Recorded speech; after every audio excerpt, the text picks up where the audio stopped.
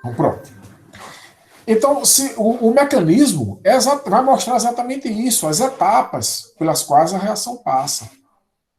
Então, e o que eu estava falando? A velocidade de cada etapa, porque às vezes uma etapa é lenta, a outra é rápida. E eu acho que vocês já aprenderam, ou se não aprenderam, vão aprender ainda, que se você tem uma etapa lenta, é aquela etapa que determina a velocidade do processo. Isso é muito importante você entender.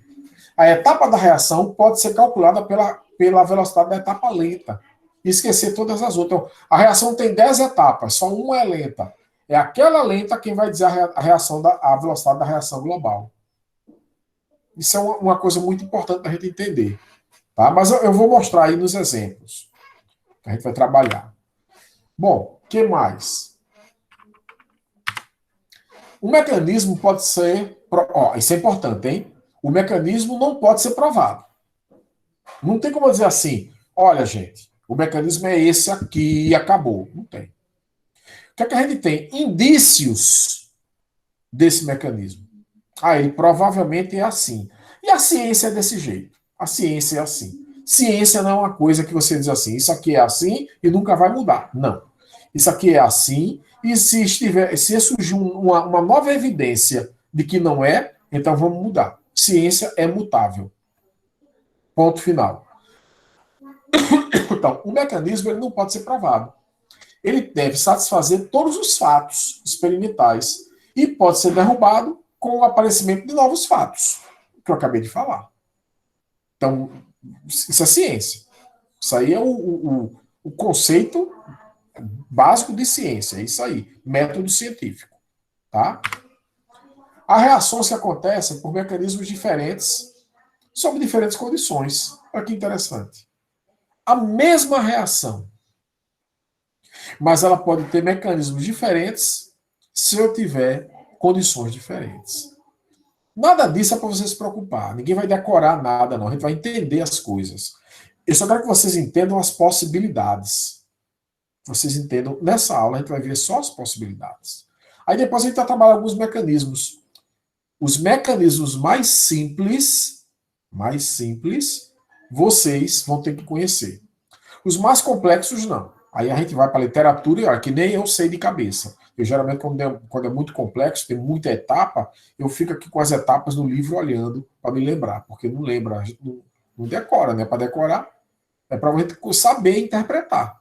Agora, mecanismo simples, de duas etapas, de uma reação muito importante, aí, minha gente, tem que saber de cabeça. Tem que saber de cabeça. Estou sendo claro? Bom, há também casos onde mais de um mecanismo é capaz de descrever todos os fatos. Então, às vezes, eu tenho 12 mecanismos possíveis. Isso acontece muito.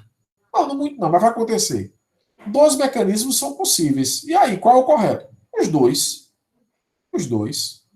A gente não tem como provar quem é o correto. A gente vai usar os dois. Tá? Então, eu estou explicando isso para vocês não acharem que, quando eu for dar mecanismo, eu explicar isso, aí eu, não, professor, qual é o mecanismo certo? Às vezes não tem. Às vezes não tem. Por quê? O mecanismo, você não consegue ver a reação acontecendo. Mas você consegue analisar alguns fatos experimentais e dizer, ó, provavelmente está acontecendo isso. Mas se a gente, às vezes, como ele disse aí, mais de um mecanismo é capaz de explicar os fatos. Resultado. Eu não sei qual é o mecanismo correto. Então vai acontecer situações desse tipo. E tem situações que a gente nem conhece o mecanismo e nem imagina o mecanismo. Tem situações que eu vou dizer, ó, gente, isso aqui, por favor, mecanismo aqui é muito complexo, então, ou então é muito complexo, não é pra gente, porque o curso aqui é de graduação. Agora, lógico, quem for fazer o doutorado na área de química orgânica, aí é mecanismo com força, viu? É mecanismo com força. A minha formação não é essa. A minha formação não é essa. Eu conheço os principais mecanismos, gosto muito de ler, analisar, tá?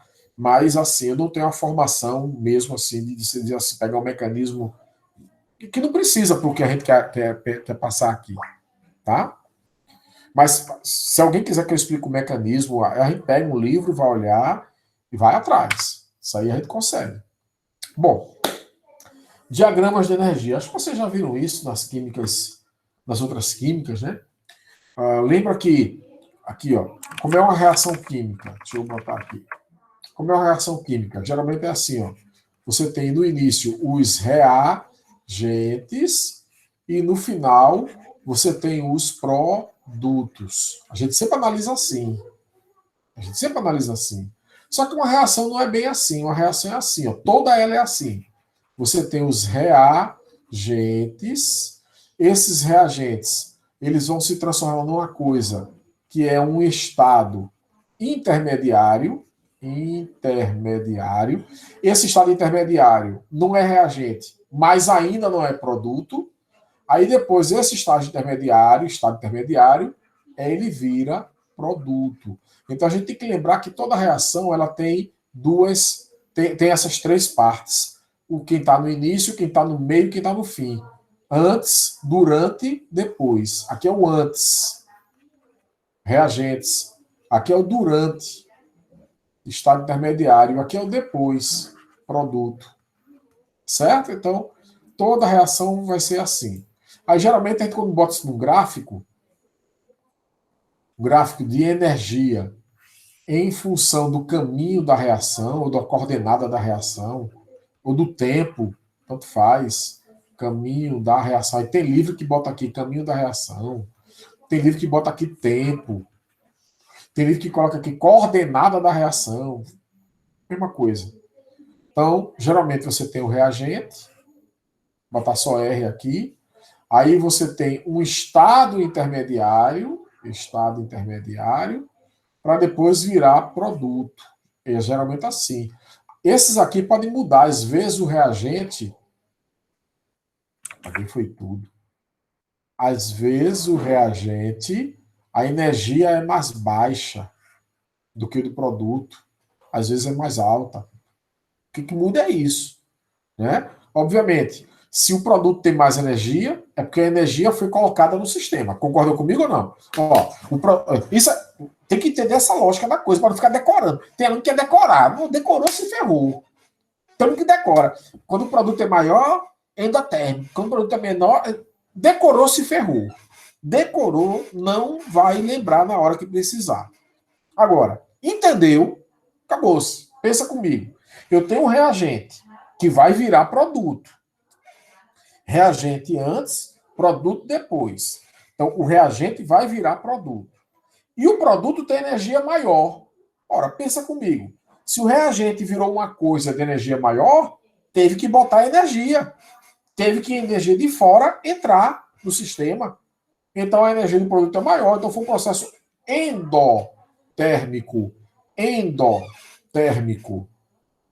Agora, você tem aqui o meu reagente. Aí o produto tem energia menor. O produto tem menos energia. Ora, se o produto tem menos energia, o reagente precisou perder energia para virar produto. Perdeu para onde? Para fora do sistema. Exotérmico. Exo para fora, endo para dentro. É a lógica. Aí não precisa decorar se você entendeu isso que eu falei. Tá certo? Então aqui, por exemplo, o produto tem energia maior do que do reagente. Ou seja, para o reagente virar produto, ele vai ter que absorver energia. Na realidade, olha só, ele tem que absorver muita energia para virar o estado intermediário. Depois que ele vira o estado intermediário, ele vai perder energia para virar produto. Sempre é assim. Absorve energia para virar estado intermediário.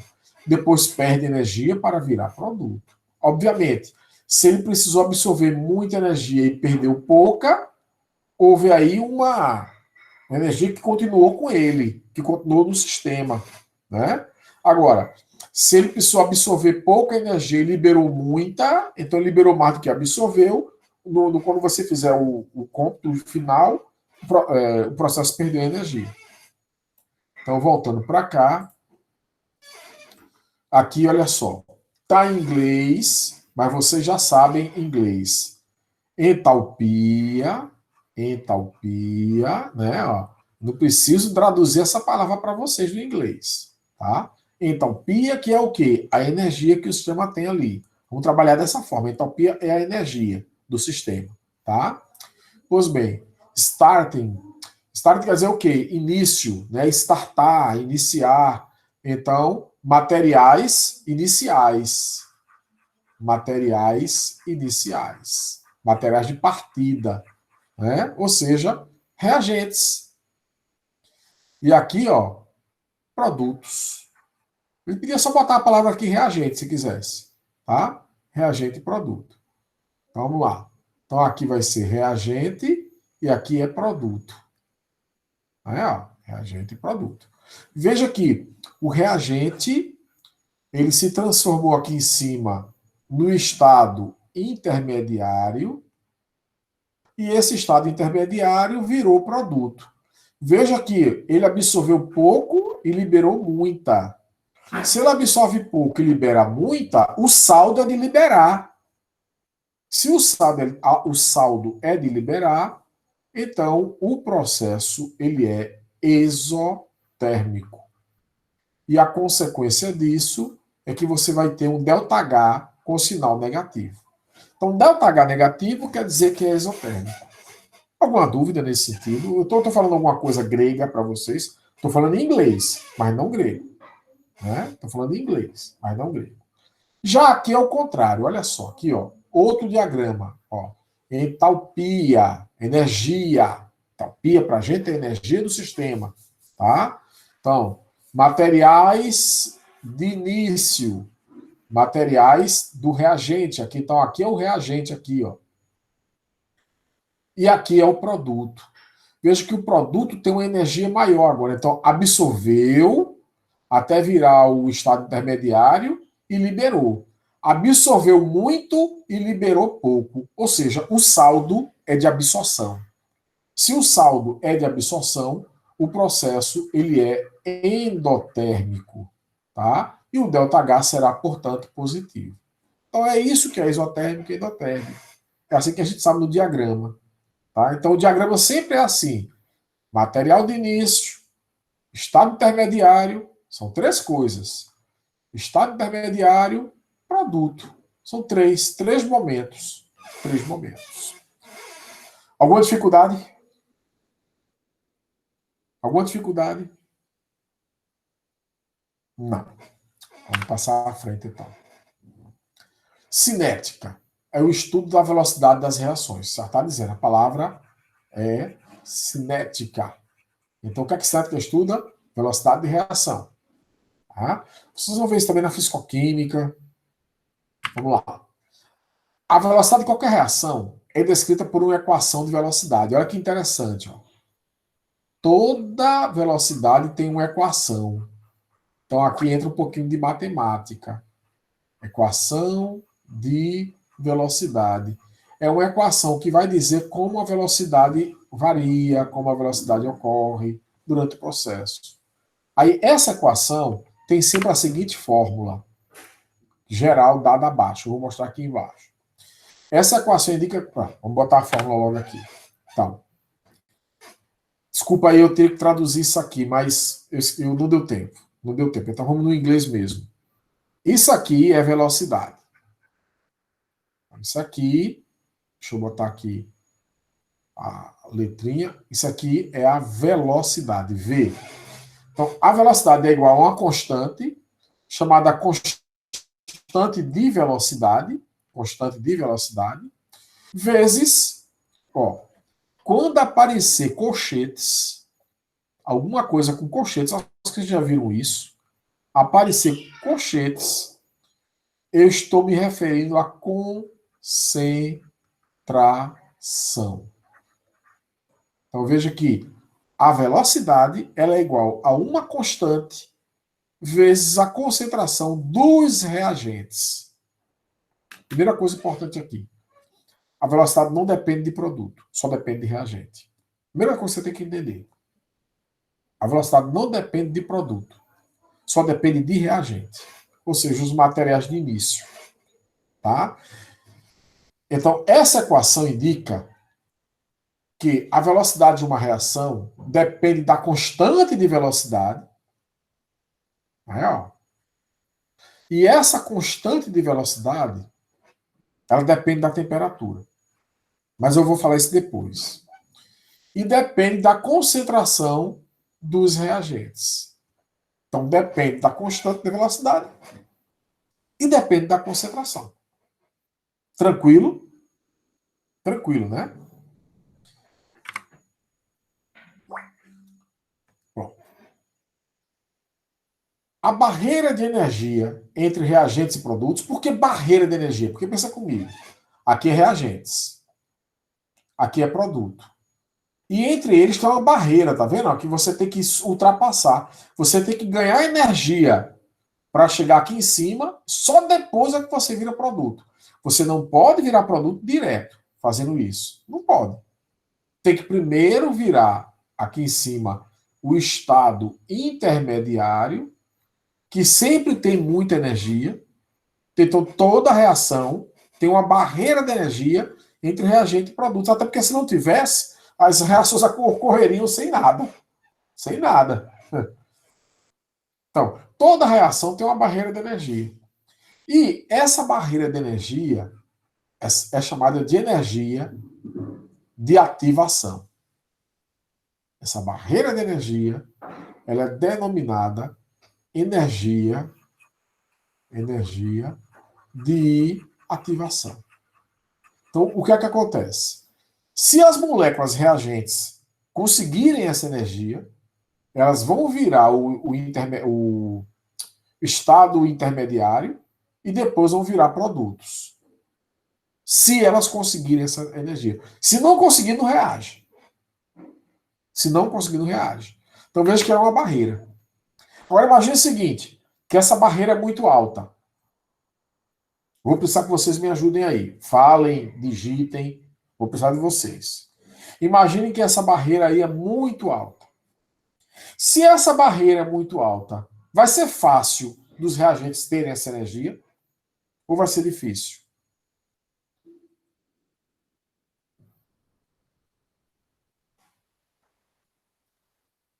Conclusão. Se vai ser difícil, poucas moléculas vão conseguir chegar aí. Poucas moléculas vão conseguir chegar aí. Resultado: se poucas moléculas conseguem chegar aí, tá? Poucas moléculas reagindo, a reação vai ser devagar, a reação vai ser lenta, porque só poucas moléculas conseguem chegar ali de uma vez. Veja como essa barreira de energia tem tudo a ver com a velocidade de reação. Então, se essa barreira de energia é muito alta, a reação é lenta. Por quê? Poucas moléculas é que conseguem chegar lá. Se chegam poucas moléculas, a reação ocorre devagar. Vai ocorrendo devagarinho. Agora, se muitas moléculas, se essa barreira é pequena, se essa barreira é pequena, facilita. Muitas moléculas vão poder ter essa energia. Resultado: muitas moléculas têm essa energia, muitas moléculas viram produto. Reação rápida. Sem decorar. Sem decorar. Por quê, Gisele? Não entendi. Minha mente ampliou em 1000% agora. Sem decorar. Então, barreira de energia, ou seja, energia de ativação. O que é energia de ativação?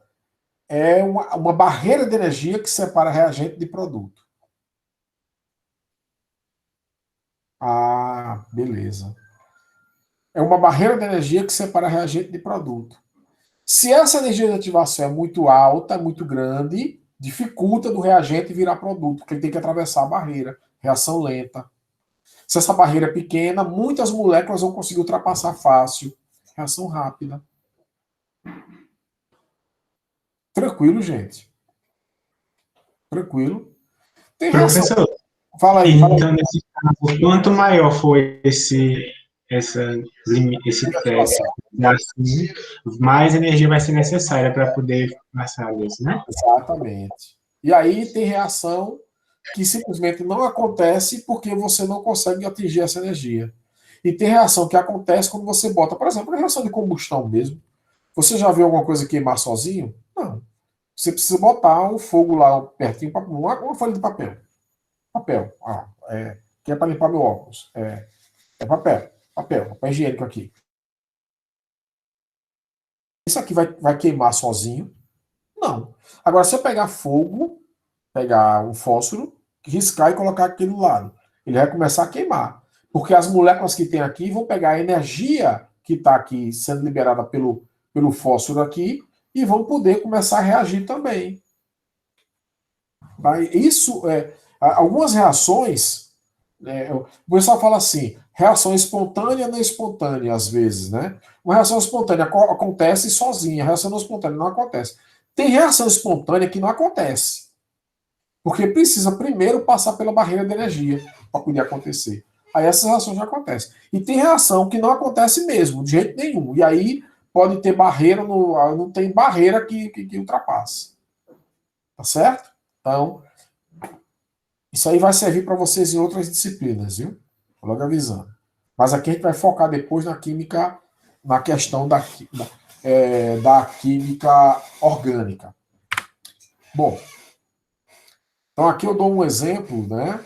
Nesse exemplo aqui, você tem dois, comparando dois, olha, veja que se você até comparar aqui reagente e produto, vocês vão ver que eles estão na mesma linha aqui, ó, né? De produto, ó. Só que o que é que está diferente numa? A energia de ativação. Você comparar aqui, ó, a energia de ativação, aqui é maior, tá vendo? Ó? Acho que a diferença aqui é maior. Tá vendo? Então veja que eu esse aqui foi de um livro que eu tirei e está muito bem pensado isso aqui. Então o reagente tem que absorver energia para virar o estado intermediário, depois libera para se virar produto. Tá? Que é a mesma coisa. Só que aqui, como a barreira é menor, vai ter mais moléculas que podem fazer isso. Então a reação faster. Faster quer dizer rápida. Então alta velocidade. A velocidade rápida, a velocidade alta. Tá? Slower. Slow quer dizer lento. Velocidade baixa. Velocidade lenta. Tá certo, gente? Ó. Então, avisem a Dinho. Vocês estão fazendo inglês agora, estão? Com o Dinho? Pronto. Avisadinho que eu estou ajudando ele, viu? Avisadinho. Ó, você está dando aula de inglês lá pra gente. Você está dando para mim o que é rápido, o que é reagentes em inglês, o que é produto em inglês, né? O que é velocidade em inglês, né? Rápido, lento. Você já falou sobre tudo isso. Bom, legal. Bom, a velocidade de uma reação também é muito sensível à temperatura. Também. Mas a gente não vai explorar muito esse fator temperatura, não. A gente vai explorar muito esse fator temperatura, não. Mas, genericamente, se você aumenta... Veja bem. Vamos pegar uma coisa gasosa. Pegar um gás. Né? Pegar um gás. Então, você tem um gás, as moléculas estão aqui, tudo aqui, se movimentando. Né? No gás, as moléculas estão... Tem alta energia cinética, né? Então, movimento caótico aqui, doido. Então, se você bota A e B para reagir, a reação depende de A encontrar com B. Se A não encontrar com B, não vai reagir. Para a reação acontecer, o A tem que chegar, pum, bater em B. Se A bater em B, pum, pode reagir. Obviamente que pode ser que A bata em B e não reaja. Por quê? Eles podem não ter a energia de ativação. Eles podem não ter energia de ativação. Mas normalmente está aqui reagindo. Se A bate com B, pum, vira o intermediário, vira produto. Tá? Agora imagine o seguinte, que eu aumentei a temperatura. Aí eu vou fazer uma pergunta para vocês. Uma coisa que eu falei, eu que ensinei a vocês na química, na introdução à química experimental. Lá no primeiro, quando vocês entraram, tudo fera. Tá? Tudo louco para aprender química. Aí a gente, antes de ir para os laboratórios, eu dava umas aulas para vocês e eu falei o que era temperatura. Então, temperatura, minha gente, o que é? Qual é o conceito de temperatura? Quem falar ganha um ponto.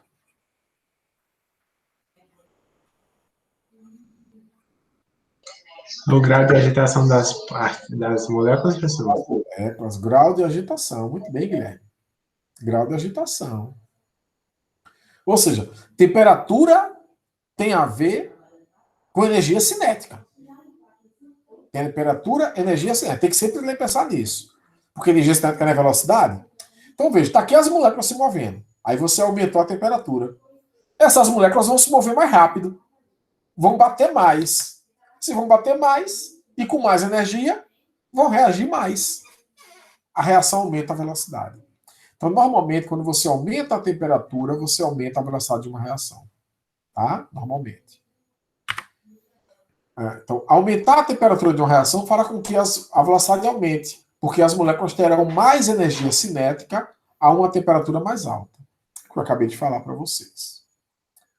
Tranquilo? Como regra geral, elevar a temperatura em 10 graus faz com que a velocidade dobre. É uma regra que tem muita falha. É uma regra que tem muita... Não vou nem falar nessa regra mais. O que a gente tem que saber? Aumentou a temperatura, aumenta a velocidade. Pronto. Show de bola. É isso que tem que saber. Perguntas? Alguma dúvida aqui? Top. NOP ou top? NOP. E o N é tão longe do T que agora. Também depende da geometria. Eu vou essa questão histérica, ela é histérica, ela grita muito, é histérica. Não. Pelo amor de Deus, vocês são químicos. Vocês são químicos. A palavra histérica vem de estéreo. A estéreo não pode ter filho. Não. Meu Deus. A palavra histérica vem de estéreo, que quer dizer espaço tridimensional. Então, a molécula, ela ocupa um espaço. Então, ela tem uma ocupação estérica. Ela tem um espaço ao redor dela. E, obviamente, se uma molécula é grande e o grupo que reage é aqui na ponta dela, não adianta o outro que vai reagir bater na ponta de cá. Se bater na ponta de cá, não vai reagir. Tem que bater exatamente aqui para poder reagir. Aí a gente fala que tem uma certa orientação da colisão para poder ter, né, a reação. Então, essa questão histérica, ela vai ser muito importante para a gente, mas eu discuto isso no caso a caso, é melhor a gente entender. Melhor a gente discutir do caso a caso. Vou repetir. Por exemplo, imagine que, vou pegar aqui como exemplo a seguinte molécula.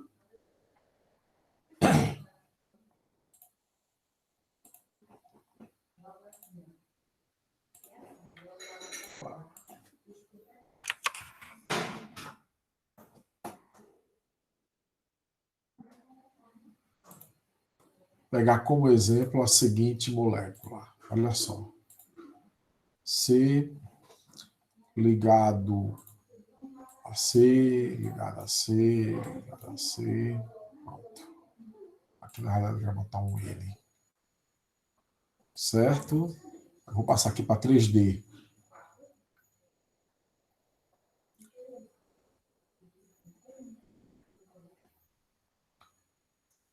Só um minutinho que a internet está lenta.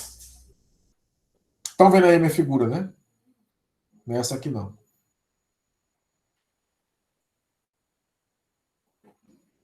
Travou, aí tem que entrar de novo, limpar de novo e montar aqui. Eu já vou montar aqui assim. Pronto, vou botar só isso aqui. Pronto. Isso aqui é uma mina, né? Uma mina, vocês lembram? Uma mina. Aqui tem 2 Hs. Né?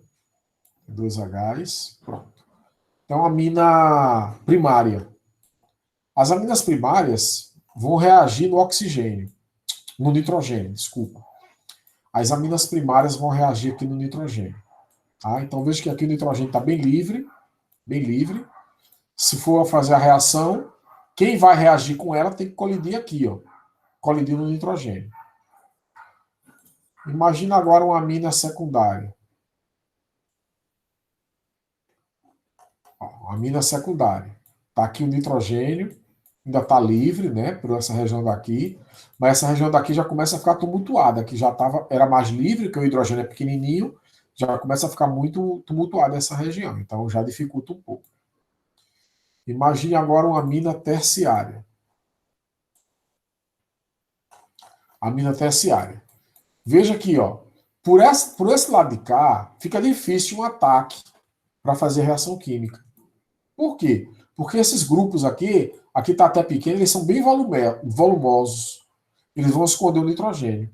Então, a reação química só ocorreria pelo lado de cá da molécula. Ou seja, numa colisão onde a orientação seria por aqui, para haver a reação. Por aqui dificilmente ocorreria, porque esses grupos vão impedir a aproximação do reagente por aqui. É isso que eu estou querendo dizer. Que quando a orientação na hora da colisão também importa. E se você não tem um espaço bom para poder haver a colisão, a molécula é muito volumosa naquela região, aí a gente fala que tem um impedimento estérico. O que é impedimento estérico? Ele gritou até impedir. Não. Estérico não é de gritar. Estérico é de impedimento no espaço, de ocupar lugar no espaço. Aí a reação não acontece. É isso que ele quer dizer. Bom, por último aqui, viu? Vai ter mais coisas aí, mas a gente vai sair da parte chata para entrar na parte boa agora. A gente vai sair da parte chata para entrar na parte boa. Definir o que é um catalisador. Vocês já devem ter ouvido falar dessa palavra aqui. A reação está com catalisador. Ó, catalisador para quem é que a gente usa? Para aumentar a velocidade. A reação está lenta, bota o catalisador, ela fica rápida. E o que o catalisador faz? Muito simples. Olha só. Aqui em azul, esqueçam o vermelho, olhe só para o azul. É a reação reagente virando produto. É a reação sem catalisador. Azul, aqui quer dizer sem. Essa palavra quer dizer sem. Sem catalisador. Tá? Então, a reação sem catalisador em azul. E a reação com catalisador está em vermelho. A reação com o catalisador está em vermelho. Tá? Então, reação sem catalisador. Olha aqui a energia de ativação como é alta. Reação com catalisador. Olha como ela é baixa. Então, veja. Catalisador, ele muda o produto? Não. Catalisador não muda o produto. Catalisador, ele muda o reagente? Não. Catalisador não muda o reagente. E o catalisador muda o quê? Ele muda o caminho da reação. Ela faz a reação correr por um caminho onde a energia de ativação é menor. E a gente aprendeu agora há pouco que se a energia de ativação é menor, a velocidade é maior. Só isso. Então, o catalisador acelera uma reação porque ele consegue baixar a energia de ativação. Como é que ele faz isso? Criando um novo intermediário, criando um novo caminho. O caminho agora é diferente, é mais fácil de ser atravessado. Tá? Então, só para vocês entenderem o que é o catalisador e como ele age. Então, o catalisador muda reagente? Não. Muda produto? Não. Muda o quê? O caminho, o estado intermediário. Ele muda o estado intermediário. Tá? Espero que tenha sido entendido, que isso é bem simples. Eu acabei de falar isso aí. Então, observe que o catalisador não altera a energia de reagentes. Catalisador não altera reagente, não altera produto.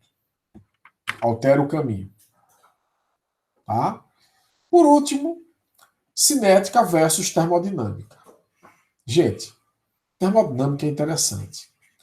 A termodinâmica, por exemplo, você pegar a primeira lei da termodinâmica. A primeira lei da termodinâmica, ela diz que a energia do universo é constante, só diz isso. Ou seja, durante um processo químico, a soma da energia do sistema com o ambiente antes tem que ser igual à soma da energia do sistema com o ambiente depois. Só diz isso. A segunda lei da termodinâmica, ela diz que se o sistema produz uma transformação para um outro sistema mais provável, tá? A reação vai acontecer por aquele caminho ali. Então, a segunda lei, ela diz o caminho que vamos dizer assim, que é mais, eu não vou usar a palavra provável agora não, mas o caminho que é espontâneo e o que não é acontecer. E qual é o caminho espontâneo? É o caminho onde produz uma situação de maior probabilidade. Por exemplo, não é espontâneo, por exemplo, um gás ficar dentro do recipiente, um gás ficar só em cima do recipiente. Não é espontâneo. O que é espontâneo? É ele se espalhar pelo recipiente. Por quê? Porque é o mais provável de acontecer. Então, uma situação de maior probabilidade é a situação que vai acontecer. Tá? Então, isso é interessante. Mas aqui o que eu quero explicar é o seguinte, para vocês entenderem. A termodinâmica, ela fala sobre isso e sobre isso, que são os produtos. Reagente e produto. Ela não fala sobre isso. Quem é que fala sobre essa parte aqui? É a cinética. Então, a cinética, ela estuda o caminho da reação. E a termodinâmica estuda reagente e produto apenas. A termodinâmica vai dizer o que tem antes e o que tem depois. Se pode acontecer, se não pode. Mas, às vezes, a termodinâmica diz aquilo ali pode acontecer, mas não acontece. Por que, que não acontece? Porque a cinética não permite. Porque o caminho não permite. Então, a gente tem que se ligar que quando a gente for analisar uma reação orgânica, a gente tem que analisar a sua termodinâmica e a sua cinética. Porque, às vezes, a termodinâmica vai dizer aquele é provável. Mas a cinética diz não. Professor, explica melhor essa titica aí que eu não estou entendendo nada. Vamos lá. Dois caminhos. Um caminho vermelho e um caminho azul. O caminho vermelho produz uma coisa com muita energia. O caminho azul produz uma coisa com pouca energia. Conclusão. Termodinamicamente, é mais provável produzir C e D e não E e F. Porque a termodinâmica diz o seguinte: o mais provável é produzir o produto com menor energia. É o que diz a termodinâmica. Tá? Então, por quê? Porque houve um melhor espalhamento da energia. Os processos onde a energia se espalha muito, eles são altamente prováveis. E no processo para provar C e D, a energia foi liberada para o ambiente, ou seja, foi espalhada. Ela foi espalhada. Então, produzir C e D é mais provável termodinamicamente do que produzir E e F. Cineticamente. Cineticamente é estudar a energia de ativação. Cineticamente, olha só, a diferença, a energia de ativação do caminho azul é menor do que a energia de ativação do caminho vermelho. Então, cineticamente, o caminho azul também é mais provável. Então, veja que o caminho azul aqui, ele é provável termodinamicamente e também é provável cineticamente. A cinética e a termodinâmica dizem a reação para produzir C e D é a mais provável. Entenderam o que é probabilidade na termodinâmica e na cinética? Então, probabilidade termodinâmica, produto de menor energia, energia mais espalhada. Opa, legal. Cinética, produto com caminho mais fácil. É o caminho, cinética é o caminho. Produto com caminho mais fácil. Vamos para cá agora. Olha só. Termodinamicamente, quem é mais fácil formar? C e D. C e D é mais fácil formar termodinamicamente. Agora, cineticamente. Cineticamente é mais fácil formar E e F. Eu vejo que nesse caso aqui, a termodinâmica diz, vai produzir C e D. Mas a cinética diz, vai produzir E e F. Então, nesse caso, se essa energia for muito baixa de ativação, o produto principal dessa reação é E e F e não C e D. E às vezes produz os dois, tem reação que produz as duas coisas. Porque um é provável na termodinâmica e outro na cinética. Então as duas coisas vão formar. Só que vai se formar com maior. Vai depender se a energia aqui for muito baixa, aí esse aqui se forma em grande quantidade, esse aqui em pequena quantidade. Então é uma questão. Às vezes, a gente vai entender isso quando for dar as reações. Aí vocês vão dizer, formou as duas coisas. Formou as duas coisas. Agora, esse é mais provável. Quem diz isso? A cinética.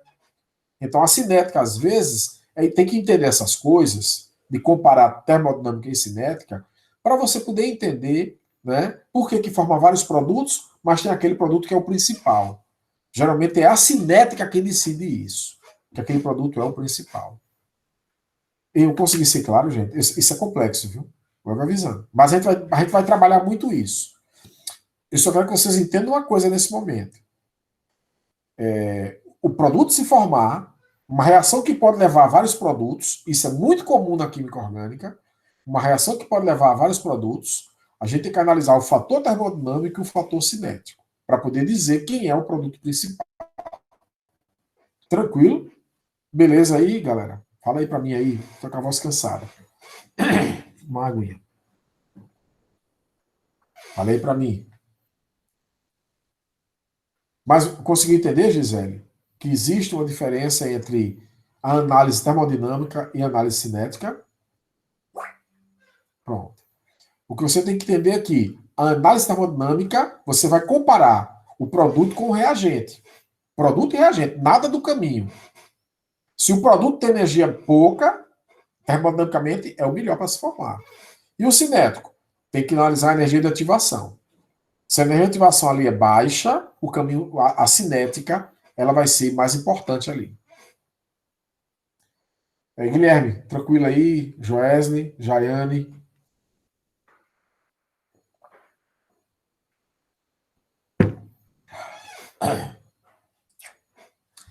Tranquilo, não se preocupe com isso, não. Eu só quero que você entenda, ó. A gente vai ver casos. Quando eu for falar casos, eu só vou lembrar. Lembra que tem a termodinâmica assim, né? Só quero que você lembre disso. Ah, finalmente. Olha que interessante. Olha essa reação aqui. Veja que a gente. Pronto, a gente vai chegar lá, Gisele. A gente vai chegar lá. Veja que a gente trabalhou muito esse caso aqui, não foi? Ó? Deixa eu subir aqui. A gente trabalhou muito esse caso aqui. Ó, o reagente, o produto. O reagente virou produto.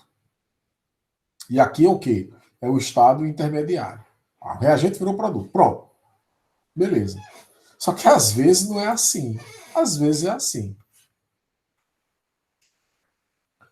O reagente vira uma coisa aqui no meio, que vira outra coisa aqui no meio, que vira o produto. Então, a reação tem passa por várias etapas. Várias etapas. Então, esse tipo de reação que passa por várias etapas, você conhece logo do gráfico, tá? Cada coisa dessa é uma etapa da reação. Cada corcunda é uma etapa da reação. Então, aqui, ó. Aqui nós temos o reagente, aqui nós temos o produto. Aqui nós temos estados de transição. Transição da primeira etapa, transição da segunda etapa, né? Então, deixa eu botar aqui, ó.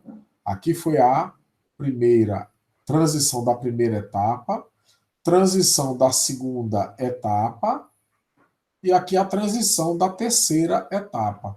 Então, essa reação teve 3 etapas. Então, é assim que a gente vê as etapas. É assim que a gente vê as etapas. Legal? Aí, outra coisa. Professor, Fala. então, cada vez que tem um pico assim de potencial energético, é uma etapa que é o que está É ocorrendo? uma etapa do que está ocorrendo. Ou seja, é um estado de transição. Ah, então, sempre que tem esse pico, é uma etapa de transição, e quando tem esse declínio, é uma fase intermediária. Então, por exemplo, exatamente. Aqui é o produto da primeira etapa é um intermediário, porque ele não é o produto principal. Ele é o produto só da primeira etapa. Aí, olha, ele reage e aqui produziu outra. Aí reage, chegou no produto. Então, isso tem sempre assim. Por exemplo, aqui também botei 3 etapas. Deixa eu apagar aqui. Imagine que o processo seja assim. Ó. Que o processo seja assim. Ó. Reagente. Aí, ó. Pronto. Aqui, ó.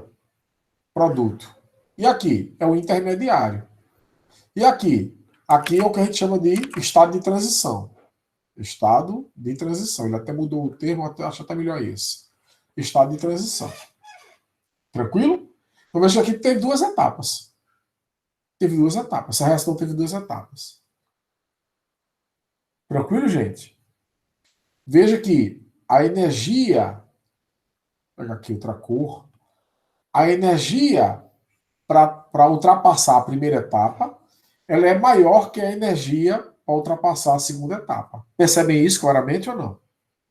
Seguindo o mesmo linha de raciocínio da energia de ionização, professor, É. que Essa etapa.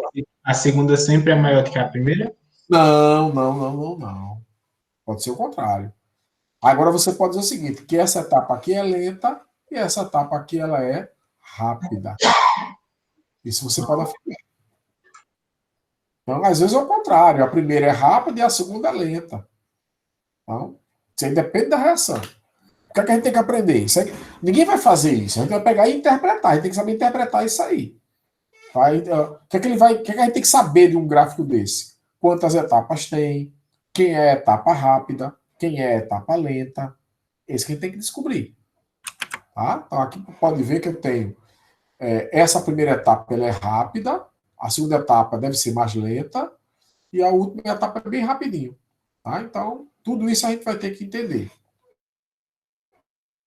A gente vai estudar melhor os exemplos. Eu só estou mostrando aqui o geral, o genérico. Aí depois eu vou para o específico. Tranquilo? Bom, o estado de transição é um estado pelo qual a reação passa. O estado de transição é uma coisa que é o seguinte. Ele não é reagente, mas ainda não é o produto. É o reagente virando produto. O reagente virando produto. Tá? Então ele já tem. Ele se parece com o reagente, mas ele também se parece com o produto. Ele se parece com os dois. Tá? Então aqui um exemplo. Essa reação, não se preocupe com a reação agora não, pelo amor de Deus. Essa reação aqui, ó. O reagente é isso aqui. Isso aqui é o nosso reagente. Quem é reagente? É o CH3BR, ou seja, brometo de metila, o bromometano, mais Cl-. Ora, quando eles reagirem, vai ter um momento. Vamos para o produto. Quem é o produto? Aqui o produto. Aqui é o produto. O produto é o cloreto de metila mais o brometo. Olha que interessante, houve uma troca. Lembra que eu falei que é uma reação de substituição? Então aqui ocorreu uma substituição. Você substituiu o bromo pelo cloro. Houve uma substituição, uma troca, uma permuta. Tá? Lembra da aula passada? Como é que isso acontece? É só tirar um e botar outro? Não. É assim, ó. Enquanto o bromo está saindo, ligação bond breaking quer dizer quebrar, né? Está quebrando. Enquanto que a ligação está quebrando, outra está formando. Ó. Ao mesmo tempo, um sai e o outro entra. Um sai por um lado, o outro entra pelo outro. Uma ligação se quebra, a outra se forma. Ao mesmo tempo. Resultado. Tem um momento onde tanto o bromo quanto o cloro estão ligados. A ligação ali está se uma quebrando, uma formando, mas os dois estão ali ao mesmo tempo. Esse momento é o que a gente chama de estado de transição. Veja que ele se parece com o reagente, mas também se parece com o produto. Ele tem os dois ao mesmo tempo. Então, isso é o que a gente chama de estado de transição. A gente usa muito essa reação para isso, para mostrar o estado de transição. Nem sempre é tão fácil de ver o estado de transição. E nem sempre você vai ter que saber que é o estado de transição. Eu só quero que vocês entendam que o estado de transição é uma coisa que se parece com o reagente e se parece com o produto. Tá certo assim, gente? Perguntas? Então, os estados de transição não podem ser isolados. Então, primeiro, isso aqui é tudo imaginação. A gente imagina que seja assim, porque eles não podem ser isolados. É isso que, quando eu disse anteriormente, que uma reação orgânica, o caminho dela, a gente imagina que seja de um jeito, mas pode estar totalmente errado. Mas os experimentos mostram que é desse jeito. Nesse estado de alta energia, ó, o estado de transição de alta energia, né? Fica lá em cima. As ligações têm esse processo de serem quebradas e formadas simultaneamente. Eu já expliquei isso aí para vocês. Aqui, ó, já é um processo em quantas etapas? Ó, uma, duas etapas. Um processo em duas etapas. Então, você tem dois estados de transição. Você tem dois estados de transição. Então, nesse caso aqui, você vai ter o intermediário, formar o intermediário. Olha que interessante. Quando tem uma etapa só, como é o caso aqui, ó, só tem uma etapa, você não tem intermediário. Você só tem o estado de transição. Você tem duas ou mais etapas, aí você vai ter os intermediários. Quem é o intermediário? É o produto da primeira e o reagente da segunda. E aqui em cima você vai ter dois estados de transição. Dois estados de transição. Um para cada etapa. Tá? Então, os intermediários, eles podem ser isolados. Eles podem ser isolados. Mas eles têm uma certa duração. E geralmente tem uma duração curta. Então, eles rapidamente vão virar o produto.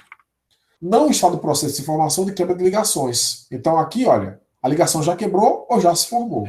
Onde é que está no processo de quebra e formação de ligação? Aqui em cima.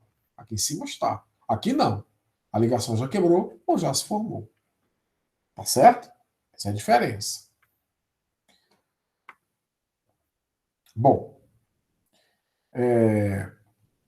postulado de Hammond. Esse postulado de Hammond a gente vai explorar mais depois. Eu só vou explicar uma coisa. O estado intermediário, tá? O estado intermediário não, o estado de transição, tá? Ele, se você seguir aqui nesse caminho, nessa região, ele vai se parecer mais com o reagente do que com o produto. Nessa região aqui. Deixa eu pegar aqui o marca-texto. O estado de transição aqui, ele vai se parecer mais com o reagente do que o produto. Aí aqui ele se parece com os dois ao mesmo tempo. Aí nessa região aqui, ele se parece mais com o produto do que com o reagente. Só isso que diz esse postulado. Tá? Eu vou depois explicar na prática. Não vou nem explicar muito sobre ele agora, não. Tá? Na prática eu vou mostrar a vocês depois. Tá? Bom, depois eu vou explicar esse postulado para vocês. Com calma. Pronto. Uma coisa que a gente já falou, né? Nucleófilos e eletrófilos, em reações iônicas, também chamadas reações polares, envolve a participação de íons como reagentes. E os íons são o quê? Ou são nucleófilos ou são eletrófilos. Intermediários ou produtos. Representa a maioria das reações que a gente vai estudar. Então, a maioria das reações que a gente vai aprender são reações iônicas. Reações iônicas ocorrem quando o reagente tem um local de alta densidade e outro reagente tem um local de baixa densidade eletrônica. Então, alguém é deficiente de elétrons, tá? Ou seja, um eletrófilo, e alguém tem muito elétron, ou seja, um nucleófilo. É sempre assim. Aqui um exemplo, né, que eu já mostrei para vocês, ó. Não vou perder muito tempo aqui, a gente já viu isso na aula passada. Aqui muito denso de elétrons, aqui pouco denso, né? E aqui é o contrário. Olha. Se eu botar um lítio aqui no carbono, o lítio é que vai perder elétrons para o carbono, porque o carbono é mais eletronegativo que o lítio. Mas aqui o cloro é mais que o carbono. Então, nesse caso, veja bem, esse carbono aqui, nesse caso, ele vai estar com poucos elétrons. Tá? Então, ele vai ser um eletrófilo. Ele vai querer elétrons. Já nesse caso, esse carbono aqui é um centro nucleofílico. É um centro que tem muitos elétrons. Então ele vai querer núcleos. Tá? Só para vocês entenderem isso. O centro nucleófilo é um átomo rico de elétrons, que é capaz de doar um par de elétrons. Então, centro nucleofílico sempre tem pares de elétrons. Sempre tem pares de elétrons. Tá? Ó. Às vezes é negativo, e às vezes não é negativo, mas tem lá os parezinhos disponíveis. Tá? Então, esses pares de elétrons pode ser uma dupla, numa dupla, a ligação π de uma dupla é um centro nucleofílico, é um nucleófilo. Então, quem é nucleófilo na química orgânica? Quem tem pares de elétrons, quem é negativo, né, que tem pares de elétrons, e quem tem ligação pi, dupla, tripla, bem simples. Observe que essa definição é muito semelhante à definição de base de Lewis. Eu não vou falar muito sobre base de Lewis, que a gente vai ter uma semana só para estudar isso aí, tá? Acho que na próxima semana já.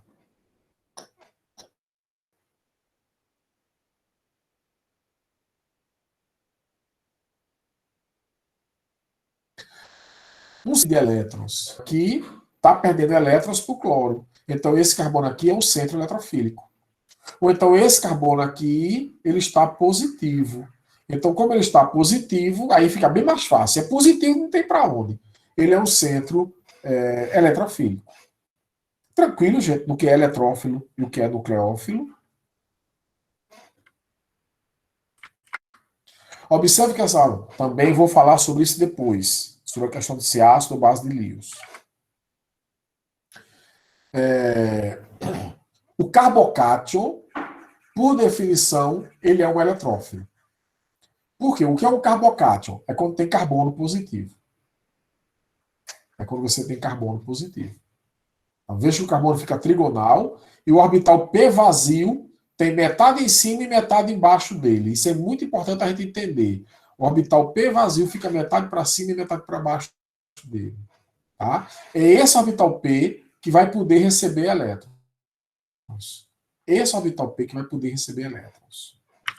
Então, o orbital P funciona como uma região que pode aceitar pares de elétrons. Pronto. Revisando, é isso aqui. Tá? Mas eu vou passar isso aqui para vocês depois. Vamos botar isso em prática agora. Vou botar isso em prática. Certo? Como é que eu boto isso em prática? Então, primeiro, mecanismos de setas curvadas. Para dominar os mecanismos iônicos, será útil familiarizar-se com os padrões característicos de representação com setas.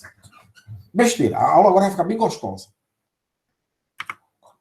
Existem apenas 4 padrões, a gente vai estudar esses 4 padrões, 3 hoje e 1 na próxima aula, aliás, 1 no vídeo que eu vou deixar para vocês.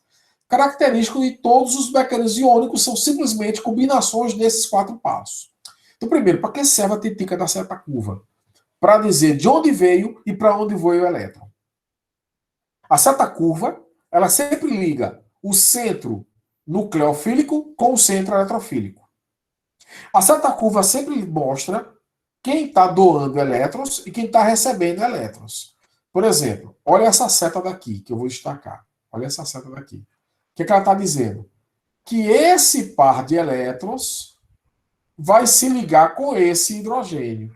Então, vai haver uma ligação desse par de elétrons com esse hidrogênio. Ela está dizendo isso. Só. Aí agora, o hidrogênio não pode formar 2 ligações. Só pode formar uma ligação. Então, se esse par de elétrons se ligar com esse hidrogênio, esse outro par de elétrons aqui, que esse aqui não é um par de elétrons, vem para cima de A. Vai ficar somente com A. E essa ligação vai ser quebrada. Então, para formar essa ligação, tem que quebrar essa ligação. Aí, olha agora o produto. Ó. O B ligado com o H. Ó. O B ligou-se com o H. E o A ficou com o par de elétrons. O par de elétrons aqui veio para A. Entenderam o que eu falei aqui? Então, seta curva serve para isso. A seta curva, ela mostra, né? No início dela, eu vou fazer mais exemplos. No início dela, sempre vai ter um par de elétrons. No final dela, sempre vai ter um eletrófilo, alguém com quem ele vai se ligar. Vou fazer mais um exemplo. Então, primeiro, ataque do nucleófilo. O que é nucleófilo? É quem tem pares de elétrons. Tá? O primeiro padrão é ataque nucleofílico. Ataque do nucleófilo. Olha o exemplo aqui. Ó. Esse bromo aqui, ele é um nucleófilo. Por que ele é um nucleófilo? Porque ele tem vários pares de elétrons. Ele é negativo. Então, ele é um nucleófilo. Aí veja que ele atacou porque ele doou o seu par de elétrons para esse eletrófilo. Por que eletrófilo? Porque aqui é um carbocátion, é um carbono positivo. Esse carbono está positivo. Então, esse par de elétrons vai se ligar nesse carbono aqui. Olha aqui ligado, ó. O bromo ligado no carbono. O bromo ligou. Então, isso a gente chama de ataque nucleofílico. É quando o nucleófilo doa o par de elétrons para formar uma ligação com um eletrófilo. Então, isso é um ataque nucleofílico. Isso é um padrão, isso é muito comum acontecer. E é normal que aconteça. Onde quem tem elétrons vai se ligar em quem não tem elétrons. Vai formar a ligação ali. Tranquilo, gente? Eu fui claro, não? É caracterizada. Oi, diga aí, Gisele, tá perdida por quê? Assim, eu acho que como ela, assim, eu também estou perdido nesse sentido de que... Repete, por favor, professor. Vou repetir, tá? Desde o início. Vou repetir. Então, veja bem. O que é que eu estou trabalhando com vocês? Os padrões que podem aparecer de seta curva.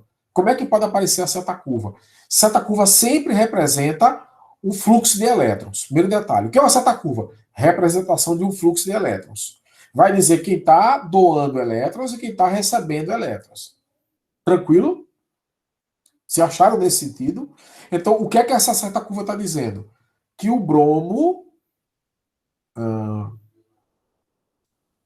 Não, dois elétrons não formariam duas ligações. Dois elétrons só formam uma ligação. O que é uma ligação? São dois elétrons. Aqui, veja que aqui tem um orbital vazio. Aqui o carbono, o carbono aqui, ele não tem elétrons. Ele está sem um par de elétrons. Ele só está com três ligações. E o carbono tem que fazer o quê? Quatro ligações. Então sempre é assim: alguém que tem o par e alguém que não tem nenhum.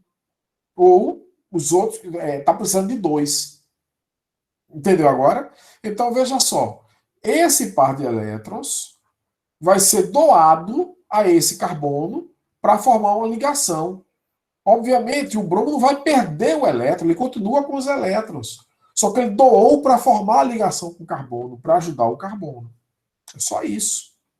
Beleza, agora entendeu, né? Então, sempre vai ser assim.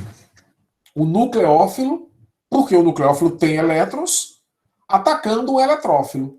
Então a seta sempre aponta do nucleófilo para o eletrófilo, sempre. Sempre. Isso aí é uma coisa que aprenda logo. A seta sempre aponta do nucleófilo para o eletrófilo. Tá acabando, viu, gente? Tá cansativo, mas tá acabando. Tá acabando. Nesse exemplo, o ataque do nucleófilo no eletrófilo requer apenas uma seta curva. Então, uma seta já explicou tudo. Ó. Puf, acabou-se. Só que às vezes tem que ter mais de uma. Outra coisa que eu quero que vocês entendam. Nesse ponto, nesse momento, eu não quero que vocês aprendam a fazer as setas. Eu quero que vocês aprendam a interpretar as setas. Vocês olhem e digam, opa, eu estou entendendo o que aquela seta está indicando. É isso. Porque às vezes você está preocupado agora, eu não vou saber fazer aquilo, não. Calma. Você, nesse momento, não tem que saber fazer, não. Você só tem que ver e interpretar nesse momento.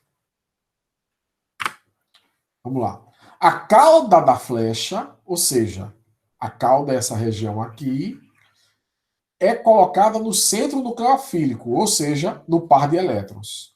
E a cabeça da seta é colocada no centro eletrofílico, ou seja, em quem está recebendo o par de elétrons, em quem está sem elétrons. É comum o ataque nucleofílico precisar ser representado por mais de uma seta. Não se preocupa agora. Como é que eu vou saber? Não. Agora você eu quero que você não estranhe. Somente. Tá? Eu vou botar aqui o desenho. Pronto. Olha só esse desenho. Olha o par de elétrons aqui. Está sendo doado para esse carbono aqui. Só que esse carbono já tem 4 ligações. Como ele já tem 4 ligações, ele vai ter que quebrar uma ligação dele. Ele está quebrando e passando o par de elétrons dela para o oxigênio. Então aqui a ligação π está sendo quebrada e indo para o oxigênio. Então olha a movimentação. Para ocorrer a formação dessa ligação, vai ter que quebrar essa ligação. É isso que ele está dizendo. Então aqui, ó, veja que esse O, esse RO, H, ele vai se ligar nesse carbono. Tá aqui, ó. RO ligado no carbono. E a ligação π, a dupla, né? A ligação π aqui. E em cima, o O tem 2 pares de elétrons. O O agora tem 3 pares de elétrons. Esse par era esse daqui, ó. Era esse daqui. Esse daqui é esse daqui. Então, veja, é para fazer isso, professor? Não, é para você entender o que aconteceu. Você entendeu a movimentação dos elétrons? Sempre essas setas curvas, elas vão indicar movimentação dos elétrons. O elétron veio daqui. Então, isso vai ajudar muito. Vai ajudar muito a gente. Aqui é uma explicação por ressonância. É a mesma explicação. Então, esse rapaz ataca porque, olha só, por ressonância, isso aqui pode ser, isso aqui acontece, né? Essa estrutura aqui, na verdade, é uma estrutura ressonante. Eu vou discutir isso aí com vocês depois, tá? Então, não vou nem perder muito tempo aqui, só que vocês entendam a movimentação. Tá? Então, aqui, ó, o fluxo de elétrons isso aqui é a mesma coisa, é o mesmo exemplo. O fluxo de elétrons é esse oxigênio doando para esse carbono e esse carbono doando para o oxigênio de cima. Então, os elétrons passaram na prática, a carga passou para o oxigênio de cima, os elétrons. Tá certo? Então, só para vocês entenderem como é que é o fluxo de elétrons. Que às vezes precisa mais de uma seta. As ligações π também podem fazer isso. Olha, aqui tem ligação π, né? Sigma e π. Então, a ligação π, ela se liga com enxofre e uma dessas ligações passa para cima do oxigênio. Aí formou a ligação aqui, ó. E esse carbono ficou positivo. Esse aqui é esse aqui, ó. Ele continua aqui com os elétrons. Mas esse elétron aqui que estava com esse carbono não está mais, ó. Então ele ficou positivo. Tá? Então, esse foi o fluxo de elétrons. Então, só que vocês se acostumem a ver essas setas e entender que está significando ali um fluxo de elétrons. Ah, ou depois chega. Não, tenha calma. Perda de um grupo de saída. Aí já é outra coisa. Aqui eu estava falando de ataque do nucleófilo. Aí agora, perda de um grupo de saída. O termo é esse, grupo de saída, viu? Ou grupo abandonador. O termo é esse. Grupo de saída ou grupo abandonador. É um grupo que sai. Ora, para um grupo sair, tem que quebrar a ligação. E se a ligação quebra, tem um fluxo de elétrons. É isso que a gente vai entender agora. Então, olha aqui esse exemplo aqui. Ó. Essa ligação daqui, ela quebrou e esse par de elétrons veio para ficar com quem? Com o bromo. Obviamente, esse carbono vai ficar positivo, porque ele perdeu o elétron, e o bromo vai ficar negativo, porque ele ganhou o elétron. Pronto. Aqui é bem fácil. Aqui é bem fácil. Então, como é que a gente chama isso? Perda de um grupo de saída, ou grupo abandonador. Tá? É outro tipo de situação que pode acontecer. Às vezes tem mais de uma etapa. Eita, pelo amor de Deus. Pelo amor de Deus. Vamos por partes. Olha só. Essa ligação quebra para ficar com o cloro. Então o cloro vai sair, essa ligação vai quebrar. Toda ligação que vem para cima de um átomo, ela está sendo quebrada. Na prática é isso. Aí, consequência, essa π vem formar a ligação aqui com o carbono, que o carbono perdeu, esse carbono aqui vai perder elétrons, né? Então ele vem para cá. Consequência, essa outra π vem se ligar a esse carbono, formar a π aqui, porque esse carbono aqui ficou positivo.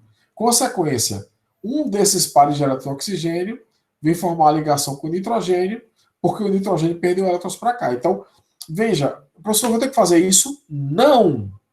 Só tem que entender o que está acontecendo aí. Somente entender o que está acontecendo. Tá? Podemos ver bom, essa parte aqui eu vou pular porque eu vou falar em ressonância. Eu não falei em ressonância ainda. Vou falar depois, eu volto a falar sobre isso. E o último tipo, para a gente encerrar a aula de hoje, o último tipo é a transferência de próton. Aparece muito. O terceiro padrão é a transferência de próton. Por exemplo, aqui, ó. Esse par de elétrons se liga com o próton. O que é o próton? É o hidrogênio. Aí essa ligação aqui quebra, ficando com oxigênio. Ou seja, esse próton que estava ligado aqui vai quebrar e vai se ligar aqui. Então, transferiu o próton daqui para cá. Veja que a seta não é indicando que o próton foi. A seta é indicando que os elétrons vêm para se ligar aqui. Então, ó, no final eu vou ter o quê? Eu vou ter esse próton ligado aqui. Então, o próton foi transferido desse íon aqui para esse daqui, para formar isso aqui. Isso a gente chama de transferência de próton. Certo? Só isso. Aqui, ó. Mesmo, acho praticamente o mesmo exemplo. Então, ó, aqui agora, o par de elétrons vai se ligar com esse próton e essa ligação aqui do próton se quebra. Tá? Quando essa ligação aqui se quebra, fica o par de elétrons, ó. Ficou o par de elétrons e aqui se juntou com a água para formar o H3O+. A gente nem representa. Então veja que o próton foi transferido. O próton estava ligado aqui, vai ficar ligado agora aqui. Então transferiu o próton. Por isso que a gente chama de transferência de próton. Diz, Gisele. Não entendeu? Deixa eu fazer um exemplo. Outro exemplo. Transferência de próton. Outro exemplo de transferência de próton. CH3, CH2, dupla CH2, mais HCl. Pronto. Certo? Pronto, vamos fazer um exemplo. Olha o que acontece aqui, olha que interessante. Eu vou colocar, não é para você saber fazer, não. Não é para saber fazer. É só para você interpretar o que eu estou fazendo. Aqui não é um par de elétrons? Aqui é um par de elétrons. Eu vou até apagar isso aqui e vou desenhar assim. Aqui é um par de elétrons, que é a ligação aqui. Esse par de elétrons vai se ligar com esse hidrogênio. Então, esse hidrogênio vai ligar um desses carbonos aqui, porque ele vai se ligar nesse par de elétrons. Só que o hidrogênio ele não pode estar ligado aqui e aqui ao mesmo tempo, porque ele só faz uma ligação. Consequência, esse par de elétrons, deixa eu apagar aqui e desenhar assim. Esse par de elétrons, que é aquela ligaçãozinha que eu estou representando assim, vai vir para cima do cloro. Conclusão, essa ligação aqui vai quebrar, porque o par de elétrons vai ficar só com cloro. E o hidrogênio vai se ligar nesse outro par de elétrons aqui. Então vai formar o quê? Vai formar CH2 ligado a CH3. Veja porque eu botei CH3 aqui, porque esse H já está aqui. Deixa eu até desenhar aqui. CH2 com H, pronto. Esse H é esse daqui, ó, ligado aqui. Ó. Obviamente esse carbono vai ficar positivo. Por quê? Porque o par de elétrons veio se ligar aqui e ele perdeu o elétron dele aqui. Ó. Não está mais com ele. Tá? Mas o cloro com o par de elétrons, por isso vai ficar menos. Esse é um exemplo. Então, é para saber fazer isso? Não, não é para saber fazer, não. É só você entender a movimentação. Esse par de elétrons ligou aqui com esse hidrogênio. Para isso, teve que quebrar essa ligação, para o hidrogênio não ficar formando duas ligações. E o produto qual é? É o hidrogênio ligado nesse carbono, podia ser nesse também, daria a mesma coisa. Tá? Obviamente, se ligou nesse, o outro ficou sem o par de elétrons, né? Ficou sem o elétron, né? E o cloro ficou negativo. Tá nada? É porque a gente tá cansado, eu também estou cansado. Mas tá acabando, tá acabando. Tá? Pronto. Então aqui, ó, é o mesmo exemplo. Às vezes a gente representa assim, ó, o hidrogênio veio se ligar aqui, a ligação quebrou, aí ele bota assim, ó, menos H, quer dizer, saiu o H, tá? Sai H+, porque ele sai, ele deixa o elétron dele para sair, né? E aí formou esse negócio aqui sem o elétron. Então, às vezes, a gente bota só desse jeito. É uma forma de representar só. Certo? Às vezes precisa de duas setas curvas. Olha nesse caso, ó. O OH- usou um desses pares para se ligar com o hidrogênio. Então, o hidrogênio ele vai se ligar com esse O. Aí, essa ligação aqui, ela vai quebrar e o par de elétrons vai vir formar uma ligação dupla aqui, ó. Tá certo?